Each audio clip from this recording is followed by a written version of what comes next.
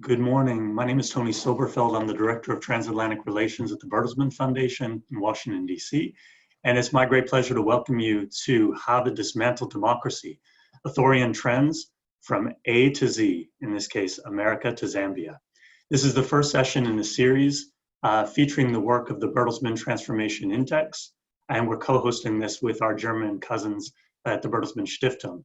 The Bertelsmann Transformation Index measures the political, economic, and social transformation around the world, and we've got a lot to cover in the course of the next hour. Today we'll be focusing primarily on democratic decline around the globe. For those of us who spent a lot of time working on strengthening democracy, this can be a very depressing topic. And I'm not going to lie to you, it may get dark at times, but I'm hoping between now and the end of the hour, we'll have at least a glimmer of light to leave you with before we let you go for the day. And with that, we were in very, very good hands with two of our speakers today who I want to take a moment to introduce. Our first is Sabine Donner, my colleague at the Bertelsmann Stiftung, and she's a senior expert working on the Bertelsmann Transformation Index.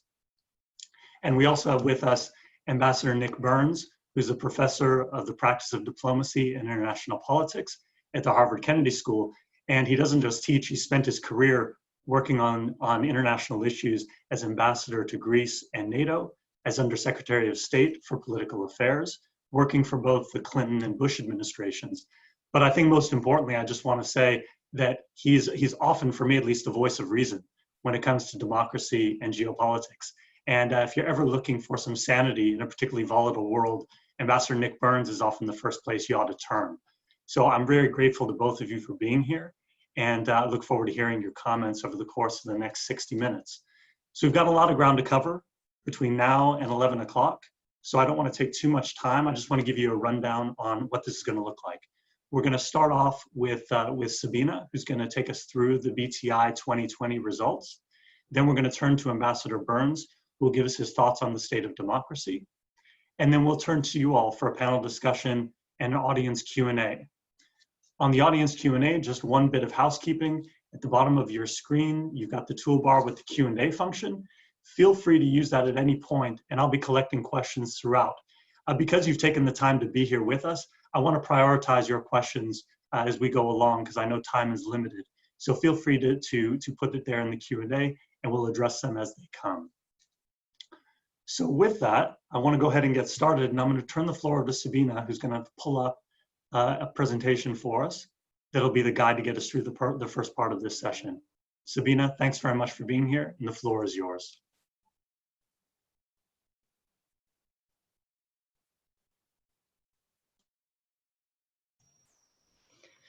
Thank you very much, dear Tony, for this kind introduction, and even more so for initiating this, what will be a series of transatlantic online debates. We are very excited to be part of this, and we could not wait to kick this off with today's session.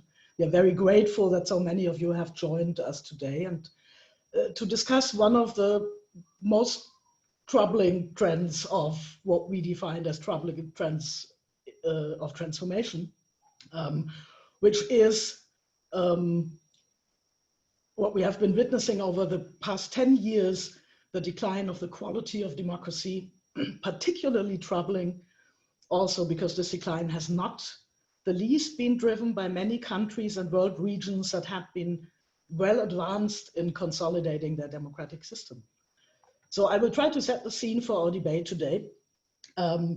And by giving you an overview on what the quantitative and qualitative data of the Transformation Index, the BTI, is telling us about the extent of this regression of democratic quality, I will try to point to some of the underlying reasons at least, but more importantly, I hope that I will be able to highlight the similarity of patterns on how this dismantling of democracy is taking place around the globe.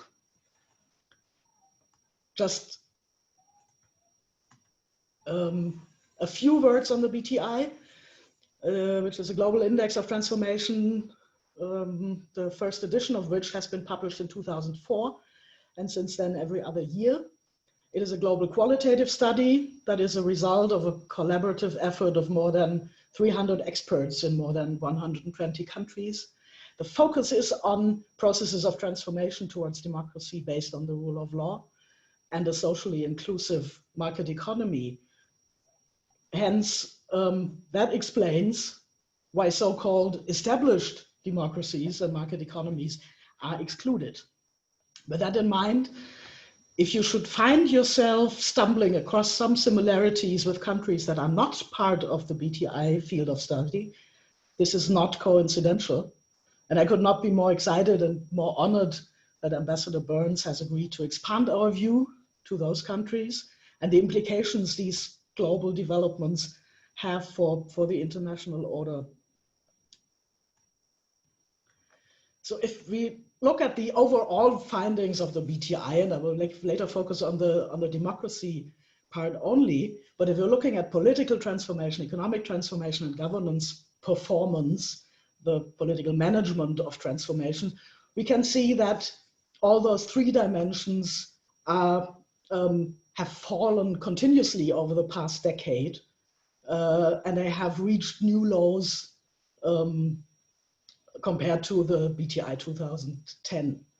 In all three dimensions, you see more countries have lost than gained significantly as compared to the 2010 results.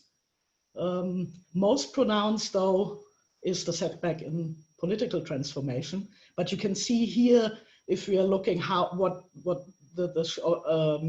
if we are looking at the sheer size of the population that is affected, you can see that how many people are affected in each dimension by these setbacks. They live in less democratic systems, less working market economies, and are governed less well than they used to be in 2010, according to our results.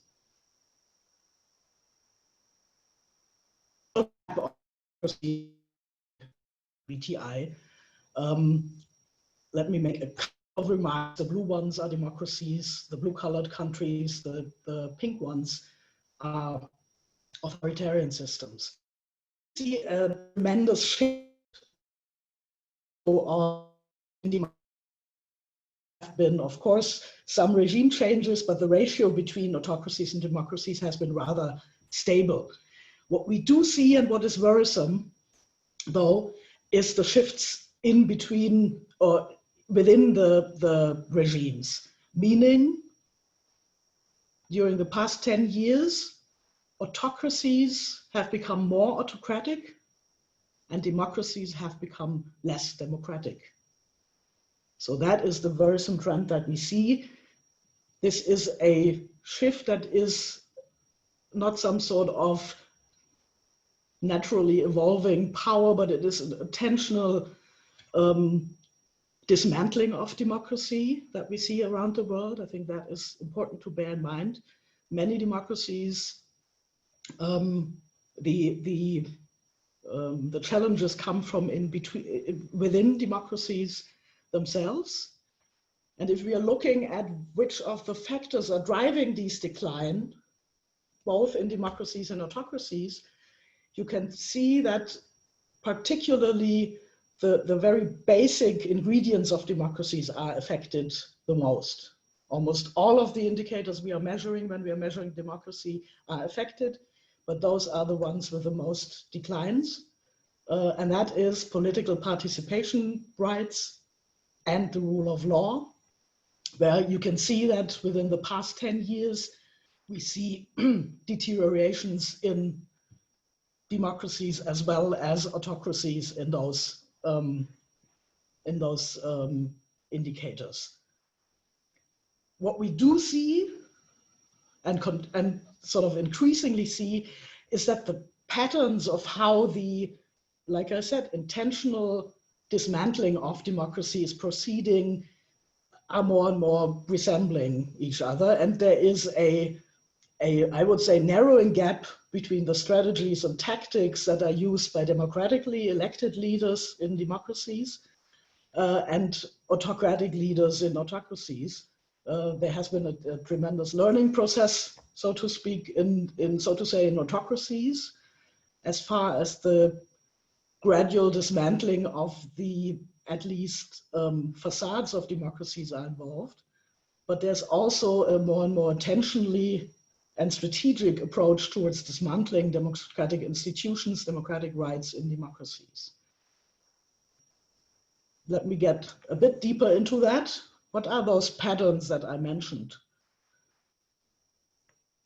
First of all, and this is not happening out of the blue, of course, there are reasons for that. There's a general tendency of democratically elected leaders to promote anti-elitism and an us versus them agenda that can have more populist and nationalist approaches, but in generally, it sort of feeds off the notion of many populations in a large variety of countries that elites haven't done their job, democracies and market economies are not delivering for them. The dissatisfaction that is sort of the basis from where we start in many countries is very important. And this promotion of anti-elitism, or what we now see also as sort of an anti-scientific anti-science approach, is important because of the next steps that are following and that I will explain. This is out of the playbook, and of course there are variations in the extent to what governments are using those, and of course also in the sequence, but we do see a resembling sequence. So of course, if you're talking about democracies, winning polarized elections is usually the start of that. The field is already prepared by promoting this anti-elitist and us versus them agenda in many cases. And this stage and the sort of framing of the whole field is very important, because before any governmental actions or legislative actions are happening, this framing and rhetoric is, I think, very important, and is something that's happened so gradually that we tended, I think we are more alarmed now, but we tend, in the past, we tended to sort of not really sense that something is happening here that will have a tremendous impact on our institutions as well. The undermining of judicial independence is something that usually starts at the very early stage already. Also, not necessarily by legislative actions or government actions, but by sort of stirring distrust in politicizing the judicial system, by replacing, and we see that in many countries, by replacing bureaucratic officials with partisan actors, by stirring these us versus them agenda in the rule of law as well, which not necessarily sort of ends the independence of the judiciary system, but it undermines the judicial system in that it promotes mistrust. More or less at the same time, and also there's a framing and rhetoric part of that happens before that even, is muscling the media. We all know the fake news debates, etc., the mainstream media. It fits into this anti-elitism and framing and rhetoric that I was talking about. Of course, at some point, it is the floor is prepared to actually interfere and go after independent journalists by harassment, by taking over formerly independent media. That happens a lot. And the next step, also that happens pretty much in sync, is restricting civil society activity. Again, there's a shaming of civil society activity that we know. They are actors that are usually influenced by foreign forces. So again, there's a level of framing the future actions in a way that people are not very surprised, or some are even okay with going after civil society activity and harassing NGOs that are working on the ground. The next step then is manipulating elections, either by, usually not by a very open and plain manipulation effort, but by restructuring electoral bodies that used to be independent, for example, by gerrymandering. So the toolbox is pretty large there.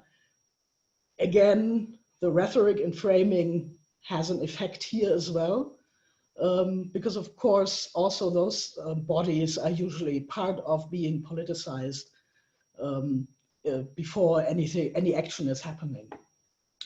And the largest and the last and most dramatic step is then to revise the constitution, either by changing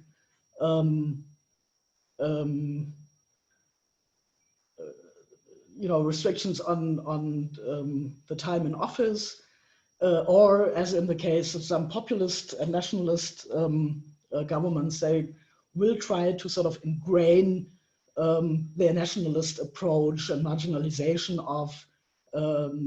of specific parts of the population by revising the constitution as well. Throughout this whole process, what is happening is, of course, that it is in the interest of governments whose aim is to dismantle democracy and to secure power, to perpetuate a polarization that in most cases has already been there. So this is not, again, not happening out of the blue, and more ingrain the marginalization of specific parts of the population. Let me quickly turn to some of the examples that you see here. If you're seeing a list of countries here, 22 countries that have been democracies in the BTI 2010, and which are most effective by these declines in political participation and rule of law rights. As you can see here, they are ranked in order of their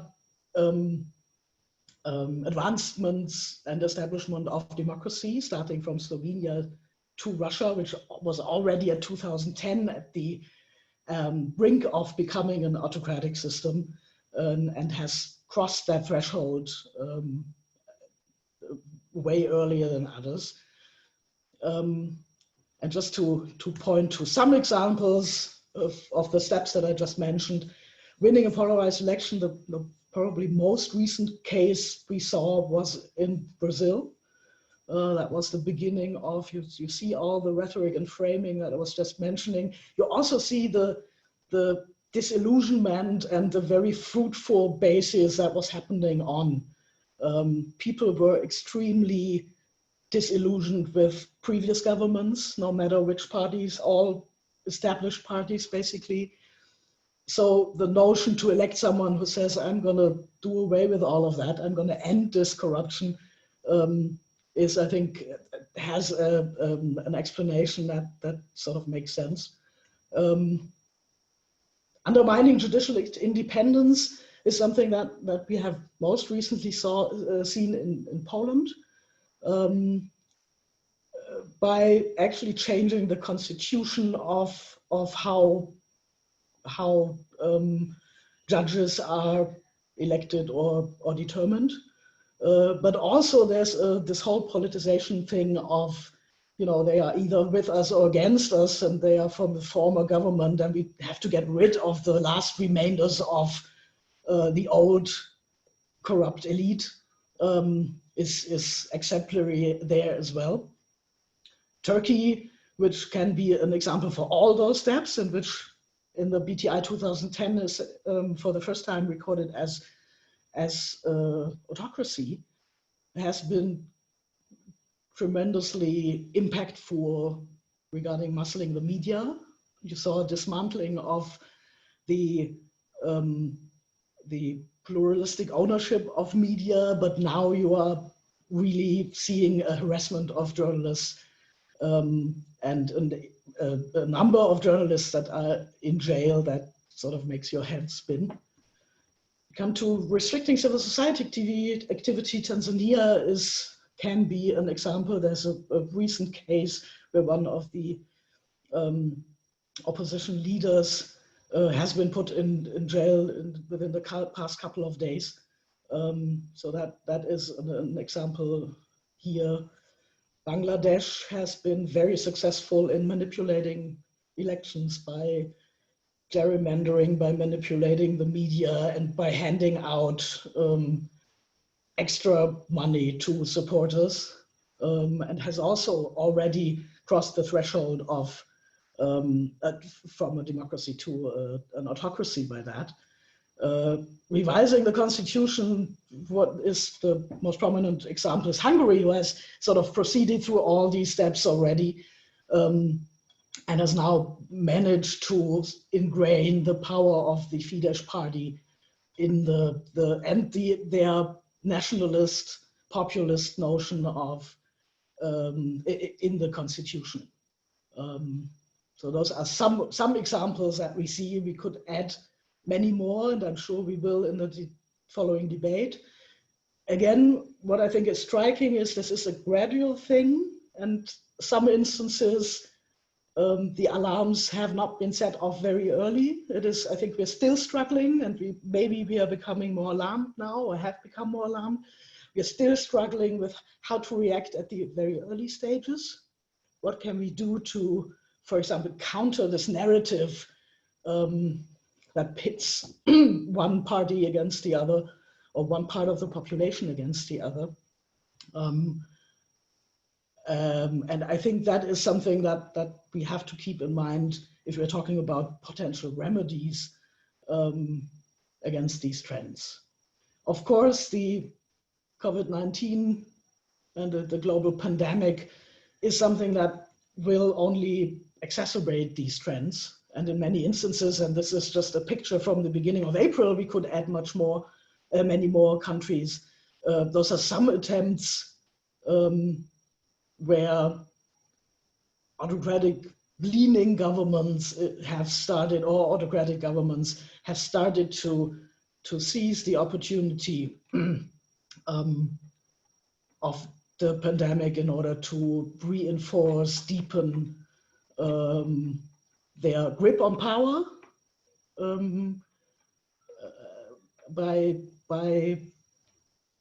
sort of concentrating executive power, but also they have accelerated their attempts to muscle opposition, discerning voices, media, etc. And probably that is a trend that we will see more of. Not happening on a tremendous optimistic note, and I'm sorry I'm painting such a bleak picture.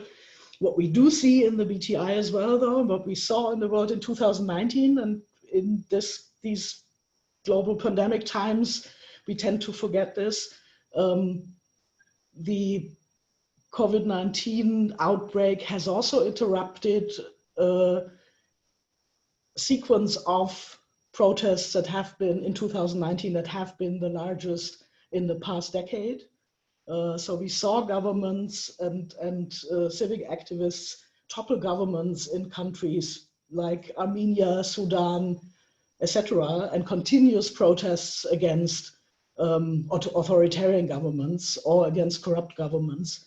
So let's not forget that, but unfortunately, the trend has been interrupted. And with that, I will stop here, and everything else we can probably discuss later in the questions and answers. Thank you very much for your attention. Sabina, thanks very much for that. If you all could give me a thumbs up that you can still hear me. I've lost my video feed. Great. Okay, so at least you can hear me, and it's probably an advantage. It's a much better looking panel now that my video feed is gone.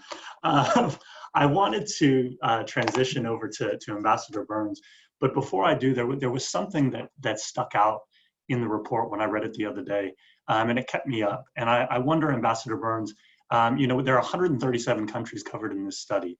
The United States, as Sabina mentioned, is not one of them. But I want to read a very brief passage and see if any of this sounds familiar to you. Quote, in order to secure their power and sustain systems of patronage and self-enrichment, a number of democratically elected governments are purposely undermining oversight bodies designed to hold them accountable and oblige them to govern responsibly. Autocratic regimes are trying to tighten the thumbscrews on opposition forces and free media. Yet many governments are facing increasingly determined citizens and resilient institutions that are no longer willing to tolerate social inequality, mismanagement, and corruption, and they are finding new strategies to keep up that pressure. That kept me up a little bit last night, and Ambassador Burns, I want to turn the floor over to you with that quote in mind. Thanks very much. Tony, thank you very much, and thank you to Bertelsmann for the invitation to be with you. And Sabina, thank you for that excellent and very, I must say, alarming presentation, alarming in its objectivity, but the truth that you're speaking about the decline of democracies and the decline of the democratic spirit around the world. Tony, I'll go right to your observation. I agree with you. I was struck that the United States is absent from this report, and I have to be honest, I'm worried about our country. I'm worried about the actions of an authoritarian president who has an authoritarian mindset. If you think about the lack of transparency in the Trump administration, unprecedented in our lifetime of any American administration, the outright corruption that we're seeing by the president and by senior advisors to the president. We've seen, and this is a very particularly American thing, Sabina, we have inspectors, and by law, they have the right to be independent of political pressure by the administration in power. The president has now fired, usually on a Friday evening when he thinks that people aren't paying attention, 5 of these inspector generals, including the inspector generals of the State Department, where I used to work, and the Defense Department. Last weekend, we saw the firing of the US attorney in Manhattan, who was reportedly investigating allies of the president and perhaps even members of the president's family or the president himself. That is corrupt behavior. We've seen voter suppression. Now, that's not organized by the federal government. The elections in our country are organized by state and local authorities, but we're seeing, particularly aimed against the African American community, efforts designed to suppress their right to vote. We've seen that in primaries in Georgia recently, primary elections, and in Kentucky and elsewhere in the United States. And we've seen the most flagrant attacks on the independence of the media. And in our country, the First Amendment rights that all of us have to speak out, to say what we wish, to write what we wish. The president constantly attacking the media as fake news and worse. We've never seen an American president act like this. And Tony, this amounts, I think, to real concern in the United States about the future of our democracy. I'm not a fatalist about this. I think our institutions do continue to be strong, many of them, not all of them, but many of them. And I know that the vast majority of Americans want to preserve our democracy, the vast majority, and you're seeing that consistently in the public opinion polls. And so I just think it's important that perhaps next year, Bertelsmann, I'll just say this as someone who loves the United States, loves our country, focus on our country as well. One thing that we Americans can do, of course, is to take back our democracy. We'll have that opportunity on November 3rd, and I'll be very transparent with you. I'm supporting Joe Biden. I've been an advisor to his campaign for about 15 months now. Joe Biden will return us to our full democratic rights in the United States.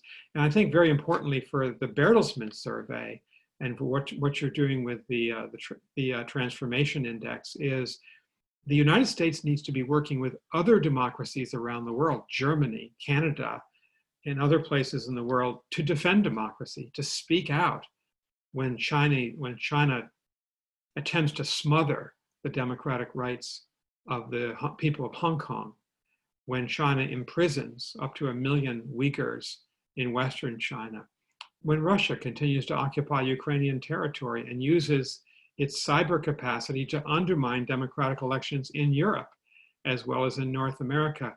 I think the best defense we have in the democratic world is to be united together and to defend each other and to speak up together and to act together. Thank you. Ambassador Burns, thank you very much for that. I want to stay with you on a couple of points, if you don't mind. One is about this idea that democracies need to stand together to defend democracy, and that we have an obligation to speak out. You know, the picture that Sabina painted is a pretty dark one when it comes to democratic trends and overall decline. Without apportioning blame, what responsibility does the United States have in that downward trend, given its absence in being that country that speaks out for democratic principles? We bear responsibility. We're the world's oldest constitutional democracy. Because of our extraordinary power in the world, what we say and what we do counts, and it influences other people. When Donald Trump acts as an authoritarian leader, when he routinely and gratuitously criticizes a great leader, Chancellor Angela Merkel, and so unfairly and discourteously, he gives encouragement to other authoritarian figures around the world, Viktor Orban, for instance, or President Duterte in the Philippines, to act in similar fashion. And when we fail to speak up, the president has been completely silent on Hong Kong. And now we know from John Bolton's revelations that the president actually agreed, apparently, in a conversation with Xi Jinping in Buenos Aires last summer at the G20 meeting. He agreed, can you imagine this, that China should build concentration camps to imprison its Uyghur population. This is disgraceful, anti-democratic behavior. And so, yes, my country deserves its share of the responsibility, not total responsibility. All democracies need to stand up. And I would say, Tony, two practical ideas. The United States, of course, is not a member of the European Union, but we are a member of NATO. And both of those institutions need to think hard. How do we now treat Hungary and Poland and Turkey? Hungary, Poland, and Turkey are all members of the NATO alliance. Ambassador Doug Lute and I published a report on NATO, a Harvard report in 2019, suggesting that there be practical measures taken to penalize Hungary, Poland, and Turkey for their authoritarian behavior by the NATO alliance, that we deny them military assistance, that we not hold NATO events in their territory, that we try to sideline them within the alliance. And the European Union, I think, has to reflect on the same obligation. If we don't stand up to anti-democratic forces within the two great democratic organizations in the West, the EU and NATO, then we're not doing our job. And Sabina, I want to pick up on that point with you. This idea about holding NATO members and EU members, in some cases, responsible for their behavior. Ambassador Burns mentioned Hungary, Turkey, and Poland. In your report, there is a clear connection in the behavior among those three countries. I want to get your thoughts on that connection, but I also want to connect it to the United States. And one of the questions in the Q&A box is about how where the United States would fall in your report, if it were part of this report. Is there an analog here between the United States and Hungary, Poland, or Turkey? What's your view on that? Yes, very interesting questions, actually. I'll start with the last one and partially maybe also answering Ambassador Burns' suggestion to look at US democracy. Colleagues of ours are doing that. I think if we are using the methodology of the BTI, it is difficult to become so granular that you can actually detect the differences at the very top of the list. So I would expect, I would be very sure that, in a country sample ranging from North Korea to the US would be amongst the top 20 or 30 countries. And we see that in other ratings as well. We would see a deterioration, actually, particularly in governance as well, because that's one of the parts that's lagging behind. But again, we tried to incorporate established democracies with our methodology and found that if we are doing that, we would have to be way more granular at the very top, which would make it difficult to integrate countries like Sudan or North Korea, etc., on the very bottom.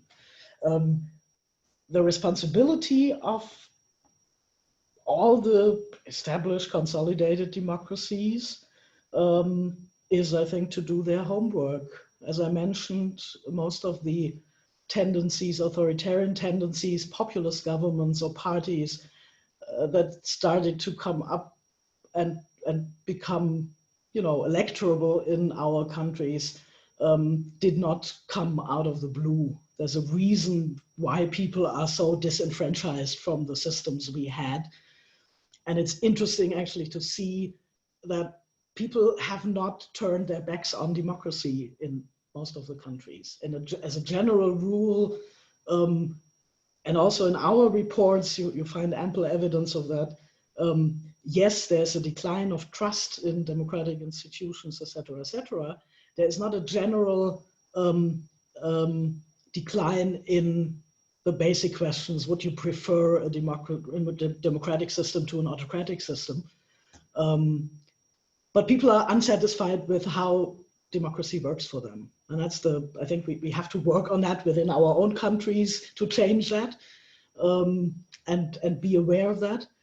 When it comes to the responsibility that the European Union has, of course, yes, it is, for matter of credibility to begin with, it is crucially important that within the European Union, if human rights and democratic basic rules are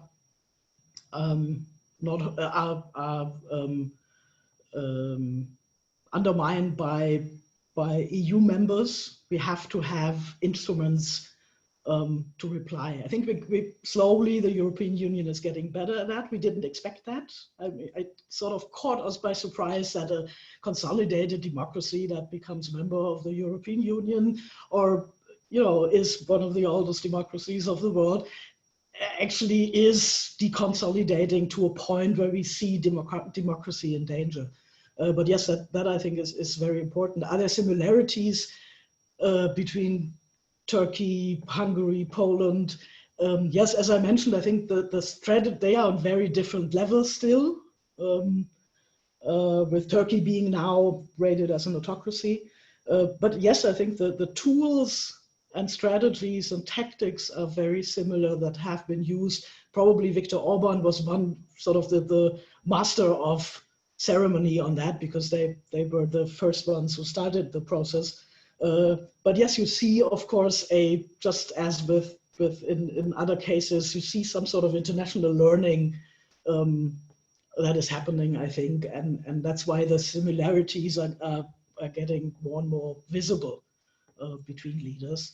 One of the interesting aspects when we are talking about the approval of democracy is also that the more partisan, the more polarized a society is, the more difficult it is for people to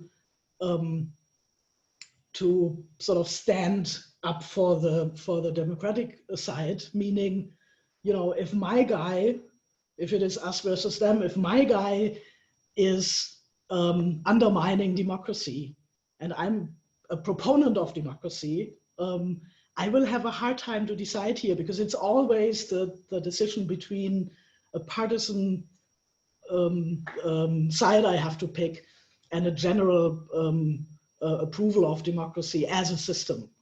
That makes things more difficult as long as our societies are becoming more and more polarized. And of course, it's nurturing. This is something that the populist or authoritarian leaning rulers are nurturing continuously, because they need that to stay in power. That there is a very sharp division between them and the other guys.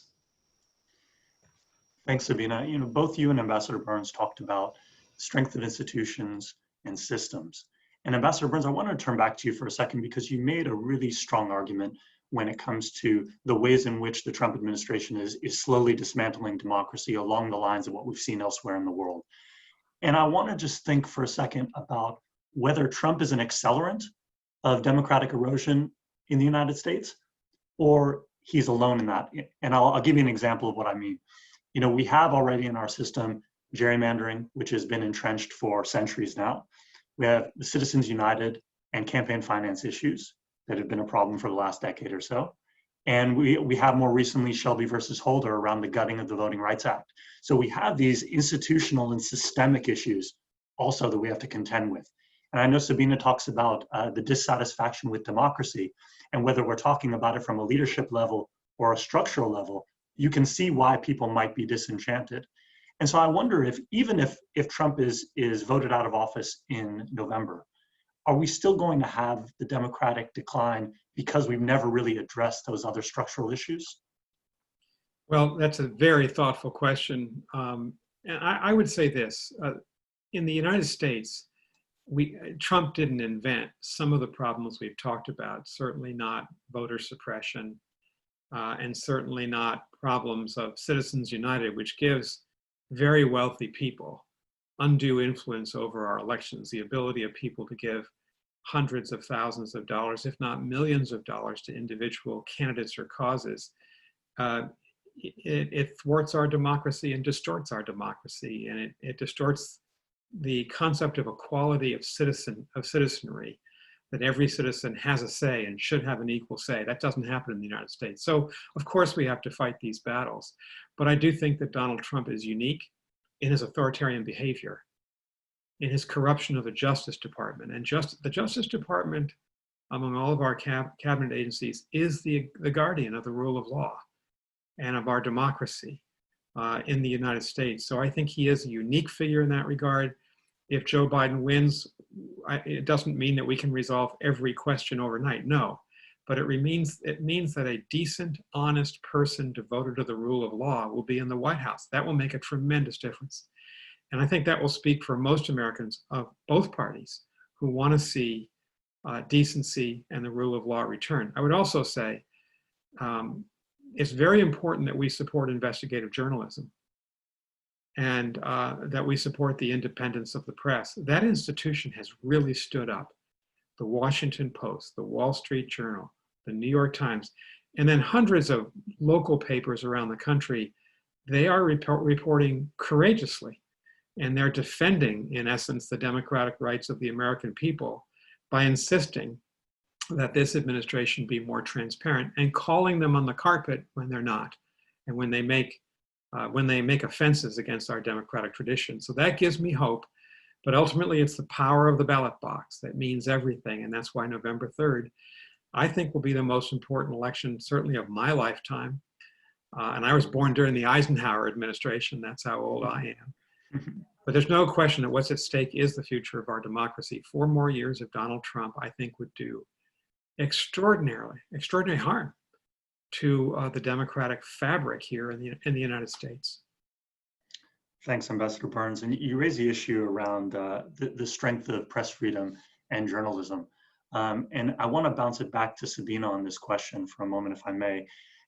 In the countries where you've seen democratic backsliding, do you see any correlation or direct connection between the strength of media, whether it be online or traditional media, and the direction that a particular government takes? I mean, of course, in all the countries, it's not a coincidence that the media are usually one of the first institutions that are attacked, because they, as is the judicial system, because they sort of have the potential to hold the government accountable and to be the critical mass and critical voices that oppose that. So yes, we do see that in the sense that it is the indicator that has, if you're looking at the overall sample of countries, has deteriorated the most over the past 10 years. And it doesn't seem to stop at a certain level in whether it is autocracies where already there is no independent media. We see additional strategies. Of course, more and more autocratic countries are trying to not only attack traditional media, but are trying to control social media as well. So that is an accelerating trend here.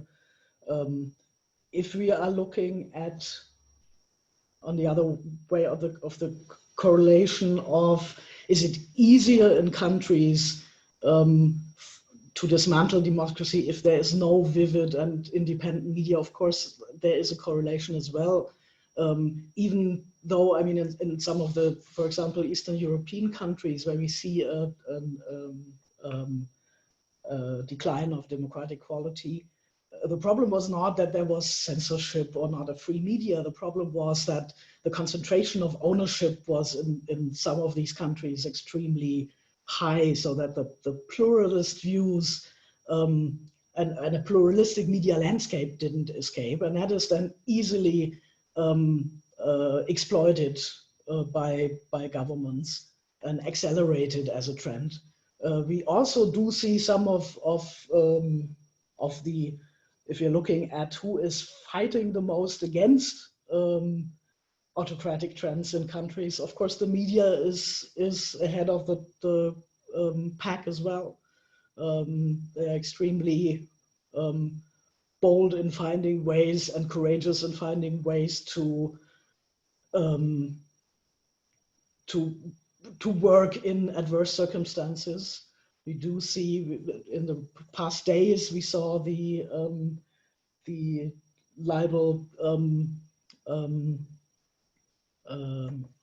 the conviction of Maria Ressa in the Philippines, for example, who does not seem to give up despite all the threats of the government and the actual threat of going to jail for something that has happened before the law that is being referred to was even in place.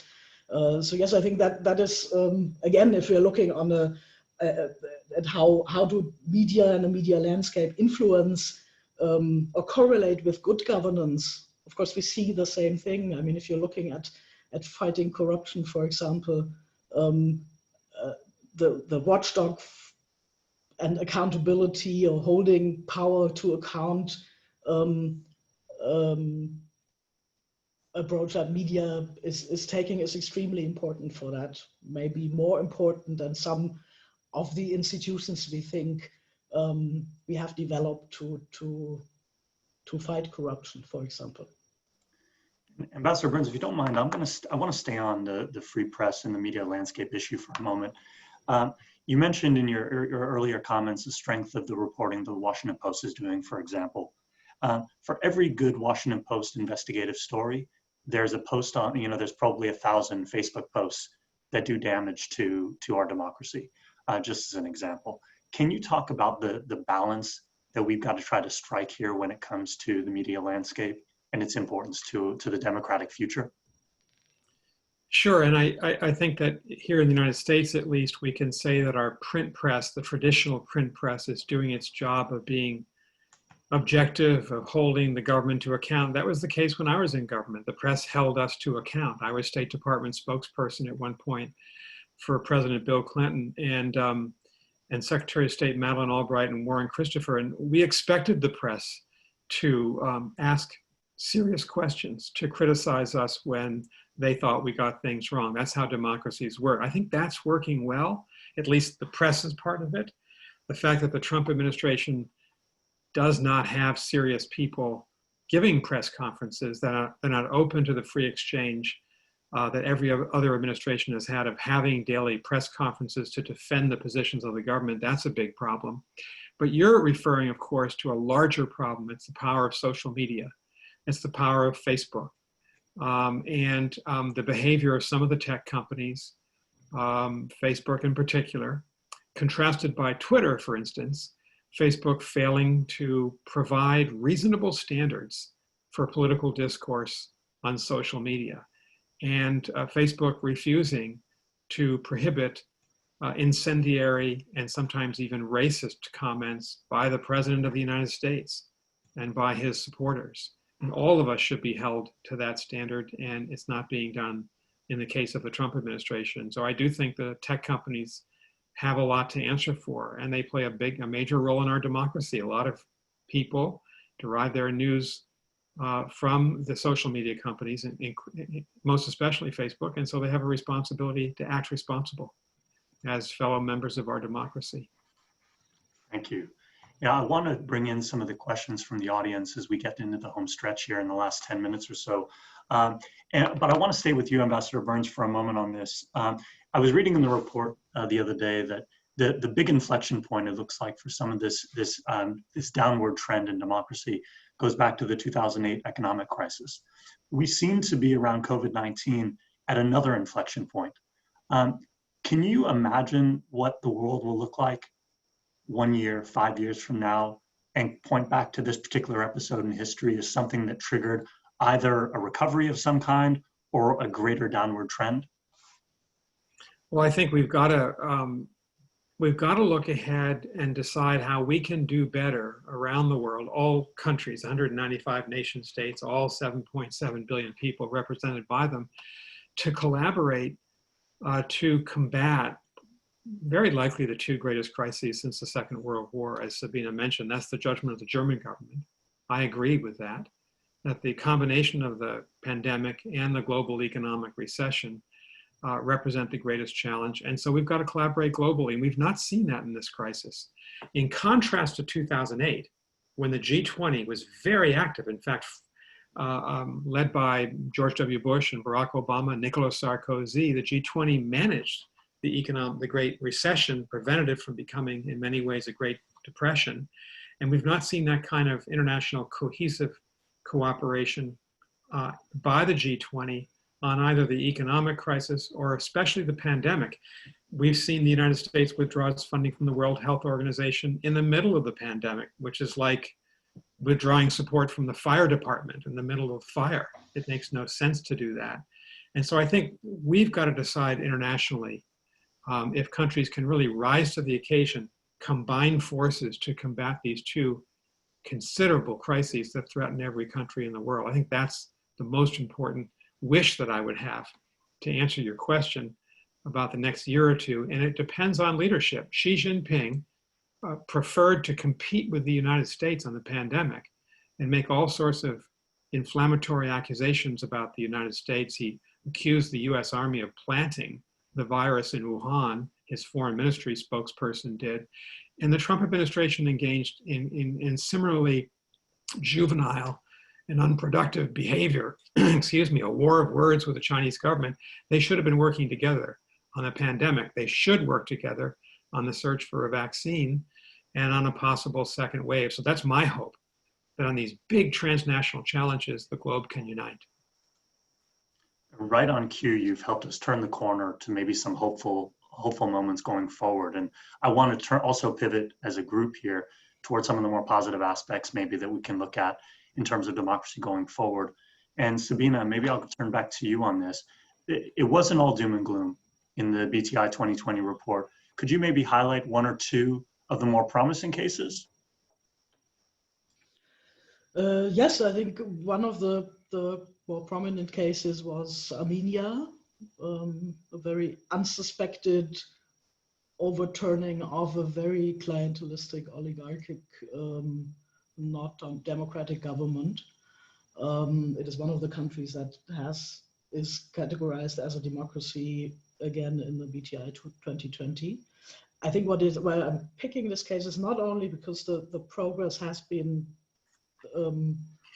so big and amongst the countries that have progressed most, but also because there's something very interesting to detect. And I just said that autocracies are learning. I think we are starting, we meaning civil society actors, etc., are learning as well. The way protests are being held, and we can at the same time look at Algeria and Sudan and other countries where big anti-government protests were happening in 2019. The way they are being held is changing. I think in all successful cases, Armenia was a very successful case, but also in Sudan, for example, we do see emerging or a sort of new pattern on how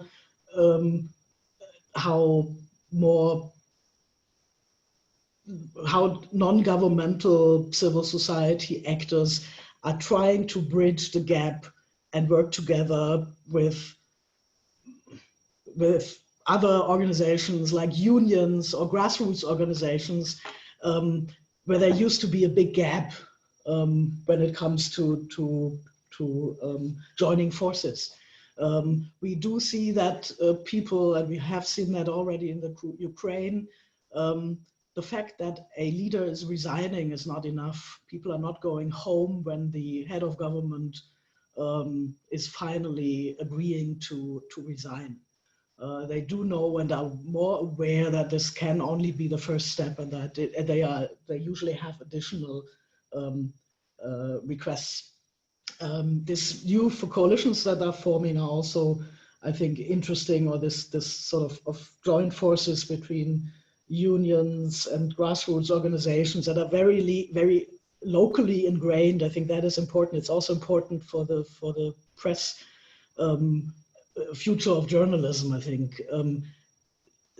Democracy is happening locally, and holding government accountable has to happen locally as well, in everyday life. So I think the interesting cases that you can see in positive cases, there might emerge some form of new coalitions of civil society actors and other forms of interest groups that we have not seen in that way before. Thanks, Sabina. You know, in our remaining moments, Ambassador Burns, I want to turn back to you for a moment. You mentioned that you were born during the Eisenhower administration, and it got me thinking a bit about the protests of the 60s and 70s. And then we had a period in the 80s and 90s and beyond that was pretty dormant in terms of public demonstration. It was characterized by voter apathy in a lot of ways. Where I sit right now overlooks what is now Black Lives Matter Plaza in Washington, D.C. We're at a particularly unique moment, I think. And I just wondered if I could get your thoughts on where we are at this particular moment in time and what it means for this country going forward. Well, thank you so much. And I think you're so right to raise that issue. And I'll just make 2 points. The first is, if there's a silver lining in the very dark cloud of the decline of democracies in the world, for me, it's the protests, both in the United States, in Europe, and around the world for racial equality. Our daughter Caroline lives in Berlin, and she's participated in some of the peaceful protests in Alexanderplatz. And it's inspiring to see young Germans stand up for racial equality or ask the United States to do that. I think the French and the British and other Europeans who also have multicultural, multiracial, multi-ethnic societies, certainly that's France and Britain, they have a lot of questions to answer too, for suppression of the rights of the minority populations in those countries. But here in the United States, if anything has redeemed of Americans who've taken to the streets to protest peacefully. Black Lives Matter, which has become a very important organization and very important banner, for, if you will, for racial equality in the United States on an issue that's tortured Americans for 400 years since the Europeans began arriving on this continent. We've never gotten race right. And African Americans have a right to insist on their democratic liberties and democratic rights. So I'm inspired. And if anything might be able to revive our democracy here, it's, as you say, people power. It's people taking to the streets, not violently, but peacefully, to express their constitutional rights and to demand a better society and a more equitable society. It's a very interesting moment in America for the Europeans listening. At Harvard, for instance, we had an entire meeting, a faculty and staff meeting yesterday devoted to what can we do at our university, and do, not just say, to improve racial equality at our university in the way we treat people, the way we hire. Are we balanced or not? Are African Americans and people of color represented in our discussions? And frankly, we have work to do. And so I think that's been inspiring. The other thing I'll say, I know we have to close, is that until November 3rd, as we Americans have to sort out whether Donald Trump or Joe Biden will lead us forward, I do think there are standard bearers of democracy in the world. Certainly Australia is a great standard bearer of democracy, and Japan is. But I would say that the European Union has the greatest weight on its shoulders, because I consider the European Union to be a very strong democratic, multinational group of countries. And I think Germany in particular, and in the case of Germany, the chancellor in particular, Angela Merkel, she is the defender of democracy in the world right now. She's the senior person in the world consistently defending democracy, and I'm inspired by her. And she's a great friend of our country. And I just hope that we'll have a transition to Joe Biden in our country, and we can resume that great union between the Europeans, Americans, and Canadians to represent democracies in our region. Ambassador Burns, thank you for that really thoughtful summation. I knew I could count on you to give us that light at the end of the tunnel that I promised at the beginning, and you did not disappoint, so thank you for that. Surprisingly, it already brings us to the end of our hour together. I just wanted to make a quick announcement that the second session of this BTI series will be on Latin America, and it will be on July 1st at 11 a.m. Eastern Time. So I hope you all will join us for that. An invitation will be in your inbox very shortly. But most importantly, I wanted to say thank you to our panelists. Sabina Donner, dear colleague and expert on the BTI project, thank you very much for being here and for presenting this really interesting and thoughtful exercise for us. And to Ambassador Burns, really do appreciate your time, your insight, and for always being a voice of clarity in really difficult times. So thank you for being here. It's a pleasure to have you both. And for the rest of you, thank you for joining us. I hope you'll be back again on July 1st. And until then, I wish you all a safe and very healthy day. Thank you very much. Bye-bye. Thanks so much. Thank you very much. Thank you, Sabina. Thank you. It was a pleasure.